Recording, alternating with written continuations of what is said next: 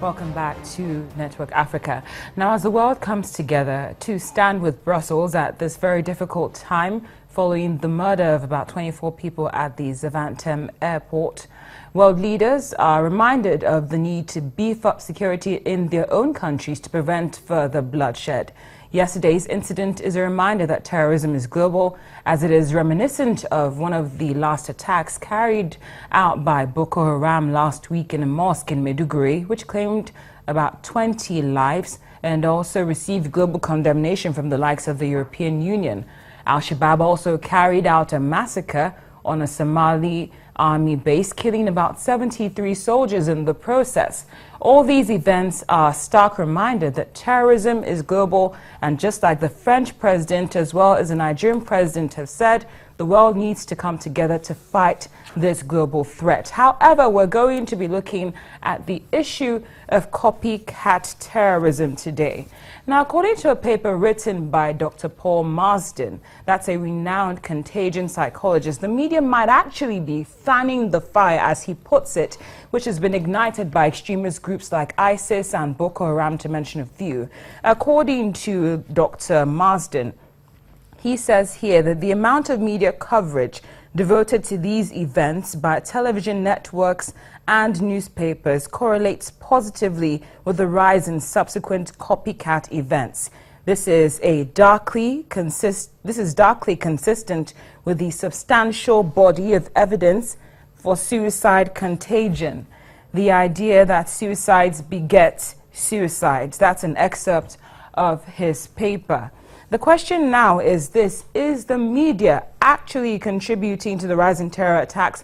Well, joining us to answer that question and more is terrorism and organized crime expert David Otto. He joins us from London. David, thank you very much for your time. Thank you very much. Thank you. Now, you've read Dr. Paul Marsden's paper about copycat terrorism. Are you of the opinion that the mass media is actually fanning the fire, as he puts it?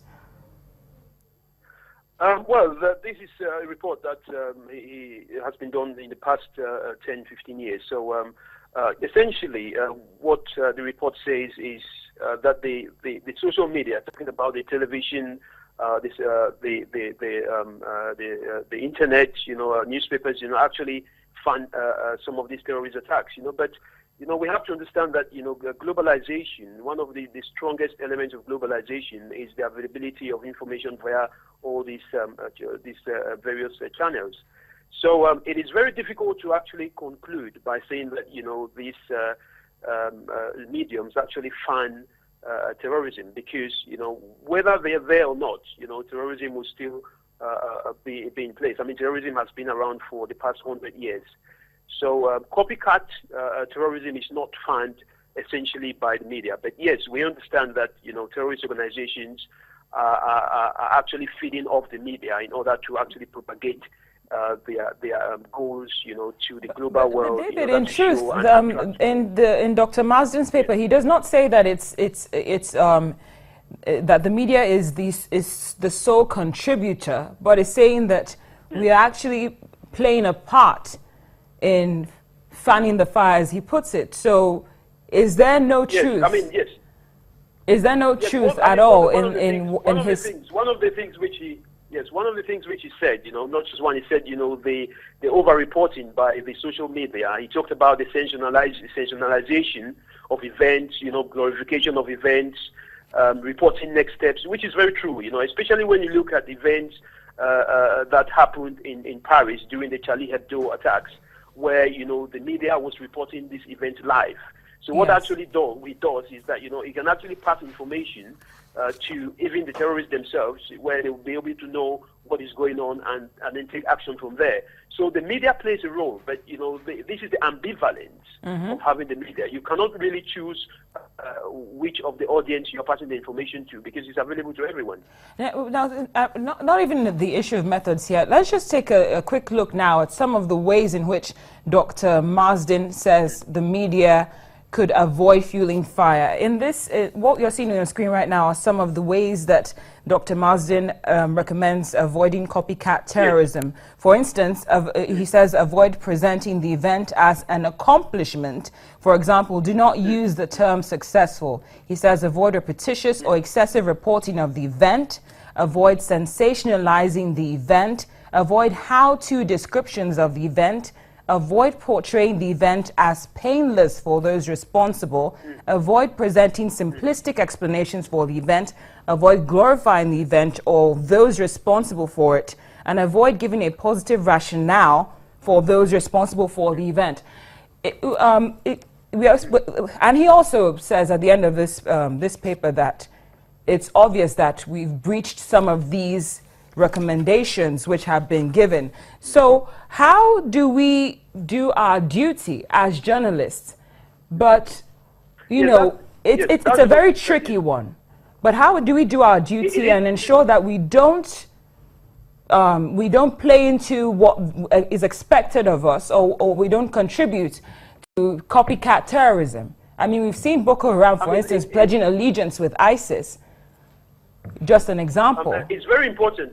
Yes, it's very important for media outlets to understand the modus operandi of terrorist organizations and the kind of things that they are looking for. So, for instance, if we're talking about the media playing a role in glorifying terrorism, playing a role probably in actually over-sensationalizing the issues of terrorism, it's important for the media to understand, to draw the balance between giving the public information, warning the public, educating the public, and also, in terms of, helping the terrorists to achieve their aims. Yes. So this is where media outlets have to play the balance. But this is very difficult, in the circumstances that when information comes, everybody wants to report this information. The media is very, very, quick to report this information, and it is very difficult at that point for the media, which, I do agree that the media has to be able to understand, the consequences of reporting certain information, in order for us not to actually help the terrorists, Yes. Now, David, let's just use, before I let you go, let's use one example here and just, let's reflect here. For instance, in the Westgate Mall attack, we know how the kind of images that were broadcast not only on television but also on social media, online, basically. How could that situation have been handled differently by the media, especially when we have most of us operate with the mindset of if it bleeds, it leads? How should that Westgate Mall attack have been handled in a way that would have not necessarily fueled the fire? Because after that, we saw a worse incident happen in a Kenyan university. And that was Al-Shabaab's doing. That's a very particular case, which is important. That it gives attention, and the spectacular attacks actually promote these things. But globalization means that everyone now, most of the people in Africa or Europe, they have these smart telephones. So even if the main media does not report this incident, it will still be reported on the social media. Mm-hmm. So it is very difficult for you to pick and choose and say, okay, it's not going to be reported on TV, but it will be reported on social media or Twitter or Facebook. So it's very, very difficult. And as I say, the internet is ambivalent. It comes with the good and the bad. What the public has to understand is the modus operandi and what terrorist organizations gain, from having this massive report. If everyone understands this, not just the television channels or the newspapers, but everyone has to understand this, that this is how terrorist organizations want their information to be reported. It's not just the social media alone. Yes. Because if you limit it to the television, people will still publish it, on different on Twitter and Facebook. So it is a very, very difficult and lengthy awareness program that has to go on, not just to the main media, but to the general public. Okay. Well, David, thank you very much for your time. As always, we appreciate you joining us on Network Africa. Still to come on the program, Justice Minister Michael Masutha launches the Gallows Exhumation Project in South Africa. Please stay with us.